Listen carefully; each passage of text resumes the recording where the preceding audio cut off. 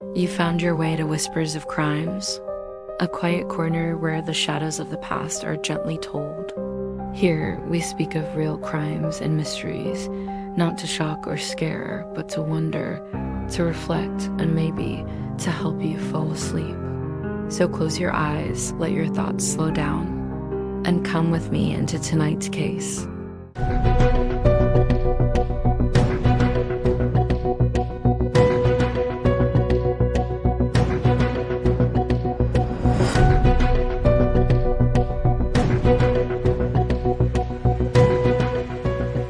He called himself Zodiac.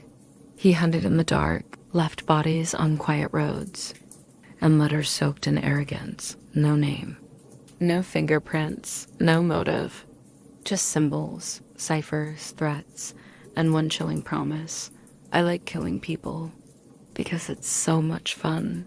For decades, he laughed at the police, watched his crimes become legend, and then he vanished. But the mystery never died, because some shadows never fade. Who is the Zodiac Killer? And why, after all this time, does it still feel like he's watching? Chapter 1. The Night Everything Changed, December 20th, 1968, Vallejo, California. The cold air clung to the grass, and the gravel crunched beneath tires as 17-year-old David Faraday parked his Rambler station wagon on Lake Herman Road. His girlfriend, 16-year-old Betty Lou Jensen, sat beside him. It was a secluded stretch of road, quiet, private, the kind of place teens went when they wanted to be alone. That night, the stars hung heavy in the sky, but something darker was already moving in the shadows. Just before 11 p.m., witnesses reported hearing gunshots. Moments later, the grisly scene was discovered. David had been shot in the head at close-range execution style while still seated inside the vehicle. Betty Lou had fled the car, desperate to escape, but she didn't make it far. Her body was found over 25 feet away, riddled with 5 bullets in the back. The killer had waited for her to run, then calmly picked her off. There were no signs of robbery or sexual assault. Nothing was taken, no personal vendetta, no motive. Just pure, calculated violence. And though the police launched an investigation immediately, they found themselves grasping at air. No fingerprints, no eyewitnesses. Just spent bullet casings, a car, and 2 young lives extinguished. This was not a crime of passion. This was something colder, methodical. The beginning of something that would become far more terrifying than anyone in Northern California could have imagined. At the time, the murders were considered isolated, tragic, and baffling, but that illusion wouldn't last. 7 months later, the killer would strike again, and this time, he would begin to speak. Chapter 2. Letters from a Killer. It was July 5th, 1969, Independence Day weekend, when the Zodiac returned. This time, he chose Blue Rock Springs Park, just a few miles from the site of the first murders. Darlene Farron, 22, and her friend Michael Mago, 19, were sitting in a parked car when a vehicle pulled up behind them. The driver sat there for a few moments, then suddenly pulled away. Moments later, he returned. This time, he got out. The man approached their car with a flashlight and a 9mm pistol. Without warning, he opened fire. Bullets tore through the glass and into the couple. Michael was hit in the neck, jaw, and shoulder. Darlene was struck multiple times and would later die from her injuries. The killer didn't linger. He vanished just as he had appeared, without a trace. But this time, he made contact. An anonymous call was placed to the Vallejo Police Department not long after the attack. The caller calmly admitted to the shootings and claimed responsibility for the murders at Lake Herman Road as well. Investigators scrambled to trace the call. It had been made from a phone booth just blocks from the police station. The true terror came on August 1st when 3 newspapers, the Vallejo Times-Herald, the San Francisco Chronicle, and the San Francisco Examiner received nearly identical letters. Each was filled with precise details of the crimes, proving the sender was no hoaxer. Accompanying the letters was a cipher composed of strange symbols to 408 in total, said to contain the identity of the killer. Each letter ended with a chilling warning: publish the cipher or he would kill again. He signed off not with a name, but with a strange symbol, a circle with a cross through it. It would soon become infamous, the mark of the Zodiac Killer. Chapter 3. Cracking the code. Failing the game, the public was hooked. The media frenzy exploded. Amateur sleuths, cryptographers, and curious citizens poured over the cipher. The FBI became involved, and for weeks the press debated its meaning. Then, on August 8, 1969, a schoolteacher and his wife from Salinas cracked the code. The message didn't reveal the killer's name. Instead, it was a chilling manifesto. I like killing people because it is so much fun. It is more fun than killing wild game in the forest because man is the most dangerous animal of all ... He described the thrill of murder, likening it to a game, claiming that those he killed would become his slaves in the afterlife. It was pure madness wrapped in a coda peek into a mind that found joy in terror and power in secrecy. But while the puzzle was solved, the identity of the Zodiac remained just out of reach. The fact that he didn't reveal his name was no accident.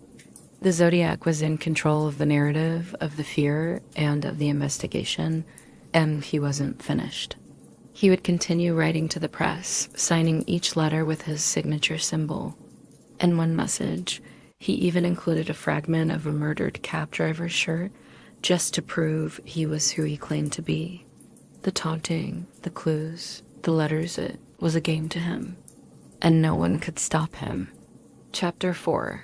A Hooded Phantom at Lake Berryessa. On September 27, 1969, Brian Hartnell and Cecilia Shepard were enjoying a sunny afternoon at Lake Berryessa, relaxing on a blanket under the shade. It was peaceful, quiet, but a man was watching. He wore a black executioner-style hood, complete with clip-on sunglasses and a crude white emblem stitched across the chest, a circle with a cross through it. In his hand, he held a gun and lengths of pre-cut rope. He approached them and said he was an escaped convict who needed their car and money to flee to Mexico. Brian, trying to remain calm, agreed. Then things took a turn. The man tied them both up. What happened next shocked investigators. Instead of stealing their belongings and escaping, the man stabbed them repeatedly. Brian was stabbed 6 times in the back. Cecilia was stabbed 10 times. She screamed for help until her voice gave out. Before leaving, the attacker walked to Brian's car and used a black marker to write on the door the dates of the previous murders, the location of the current one, and his now infamous symbol. Cecilia died 2 days later. Brian survived, but what he told police sent chills through the department. The killer had been calm, polite even. His voice never trembled. His hands never shook. He didn't sound insane. He sounded in control. Zodiac had evolved.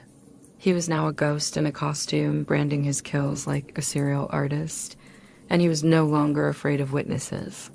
Chapter 5. A Cab, a Call, a Mischance, October 11th, 1969, San Francisco.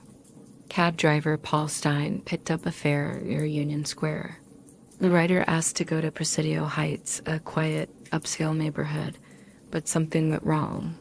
At the corner of Washington and Cherry, the passenger pulled out a handgun and shot Stein in the head. The killer then calmly wiped down the car, removed a piece of the victim's shirt, and walked away. Multiple witnesses saw him. Children from a nearby house watched him leave the scene.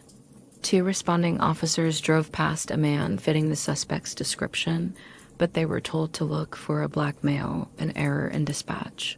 So they let him go. The Zodiac later confirmed this in a letter, mocking the police for missing him. He included the bloodied scrap of Paul Stein's shirt to prove he was telling the truth. School children make nice targets, he added, threatening to attack a school bus next. For San Francisco police, this was a disaster. The Zodiac had struck in a populated area, left physical evidence, and still escaped. The pressure mounted, but the leads led nowhere. The fear was no longer confined to lovers' lanes and remote picnic spots. It had invaded the city. He had changed tactics. He was unpredictable now, more dangerous than ever. Chapter 6: The Suspects and the Silence. The Zodiac's last confirmed murder was in 1969. After that, the killings seemed to stop, but the letters didn't. He claimed dozens of victims, though only 5 are officially confirmed. He threatened bombings, taunted police, and sent more ciphers. One of them, the 340 cipher, went unsolved for 51 years until it was finally cracked in 2020. But by then, it was too late. The Zodiac had become a myth. Suspects came and went. Arthur Lee Allen, a convicted child molester, was the most well-known. He owned a Zodiac brand wristwatch, lived near the crime scenes, and was obsessed with ciphers. But handwriting experts disagreed, and DNA didn't match. He died in 1992. Other suspects included Richard Gajkowski, a newspaper editor with eerie similarities to the killer. And then there were the countless armchair theories. Was it a disgruntled veteran? A rogue cop? Someone working in plain sight? The silence from the Zodiac was as chilling as his letters. It left a void, a vacuum of resolution that became more powerful than a confession. He had vanished, either dead, incarcerated under another name, or simply done. And still, he remained undefeated. Chapter 7: The Shadow That Never Fades. The Zodiac Killer is more than a true crime story. He is a cultural icon, a symbol of chaos, mystery, and the dark corners of the human psyche. His cryptic letters, his cryptograms, his mocking laughter from the past, they all left a mark on American history. He was never caught. No charges, no trial. Just a ghost story we know is true. His crimes inspired countless films, books, and documentaries. He was the template for movie villains, the subject of FBI studies, the focus of internet sleuths for decades. And yet the question remains, who was he? Even in an age of digital forensics, advanced DNA testing, and endless data, the Zodiac remains one of the most elusive criminals of the 20th century. We may never know who he really was or what finally stopped him, but his shadow lingers in unsolved murders, in cracked and uncracked ciphers, in quiet neighborhoods where fear once lived, and in the back of our minds. The thought persists, was he ever really gone? That's all for tonight's story. Another thread in the web of true crime, quietly unraveling as the night goes on. If you're still with me, thanks for listening. And if sleep has already taken you, may your dreams be peaceful and your mind at ease. I'll be here next time by the fire with another story waiting to be told.